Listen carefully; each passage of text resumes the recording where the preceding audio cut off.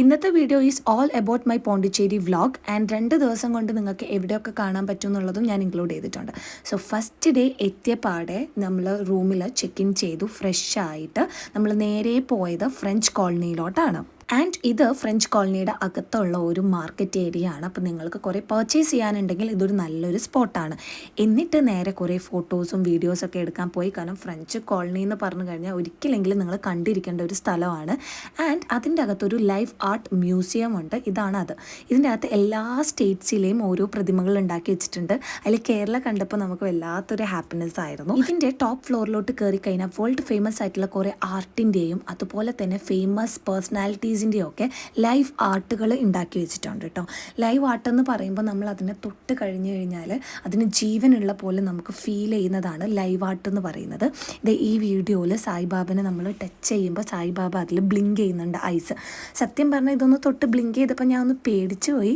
എങ്കിലും അതൊരു life time experience ആയിരുന്നു എനിക്ക്. അതുപോലെ മൈക്കൽ ജാക്സൺ, അമിതാഭ് ബച്ചൻ, ധോണി, അങ്ങനെ കുറേ ആൾക്കാരുണ്ട്. പക്ഷേ ഇതിൻ്റെ അകത്ത് കയറാനുള്ള ടിക്കറ്റ് പ്രൈസ് കുറച്ച് കൂടുതലാണ്. അപ്പോൾ നിങ്ങൾ നോക്കിയിട്ട് കയറിയാൽ മതി. ഇതൊരു മസ്റ്റ് വിസിറ്റ് പ്ലേസ് ആണെന്നൊന്നും ഞാൻ പറയുന്നില്ല. പക്ഷെ നിങ്ങളുടെ കയ്യിൽ ക്യാഷ് ഉണ്ട്, നിങ്ങൾക്ക് പോകാൻ പറ്റുമെങ്കിൽ ഇതൊരു നല്ല ഓപ്ഷനാണ്.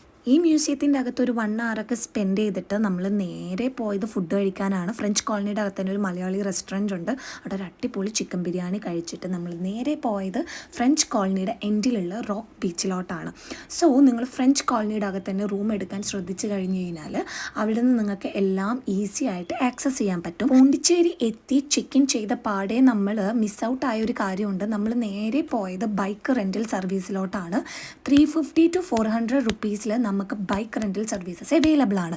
സോ നമ്മൾ ബൈക്ക് എടുത്തിട്ടാണ് ഈ ഏരിയാസിലൊക്കെ പോയത്. കാരണം ഇവിടെ ഓല, ഊബർ സർവീസസ് ഒന്നും അവൈലബിൾ അല്ല. ലോക്കൽ ഓട്ടോസ് വിളിച്ചാൽ നല്ല പ്രൈസും ആയിരിക്കും. സോ പോണ്ടിച്ചേരിയിലെ ഫസ്റ്റ് ഡേ നിങ്ങൾക്ക് ഫ്രഞ്ച് കോളനിയും ഫ്രഞ്ച് കോളനിയുടെ എൻഡിൽ വരുന്ന റോക്ക് ബീച്ചും ആൻഡ് ആ പരിസരത്ത് തന്നെ വരുന്ന ഒരുപാട് കഫേസും നിങ്ങൾക്ക് എക്സ്പ്ലോർ ചെയ്യാവുന്നതാണ്. ഓരോ കഫേസിലും അവരുടേതായ സ്പെഷ്യൽ ഫ്രഞ്ച് ക്യുസൈൻസ് ആണ് ഉള്ളത്. അപ്പോൾ അവിടുത്തെ സ്പെഷ്യൽ ഫുഡ് എന്താണെന്ന് നോക്കി നിങ്ങൾ കഴിക്കാൻ ശ്രമിക്കണം. കാരണം അത് once in a lifetime experience ആണ്. ഇത് നിങ്ങൾ എന്ത് മിസ് ഔട്ട് ചെയ്താലും ഈ ഒരു ലേറ്റ് നൈറ്റ് റൈഡ് നിങ്ങൾ ഒരിക്കലും മിസ് ഔട്ട് ചെയ്യരുത്. ആ ഫ്രഞ്ച് കോളനിയുടെ അകത്തൂടെ വണ്ടി ഓടിച്ച് പോകുമ്പോൾ ഉള്ള, എസ്പെഷ്യലി ഞാൻ പോയ ടൈമിൽ നല്ല മഴയായിരുന്നു കേട്ടോ.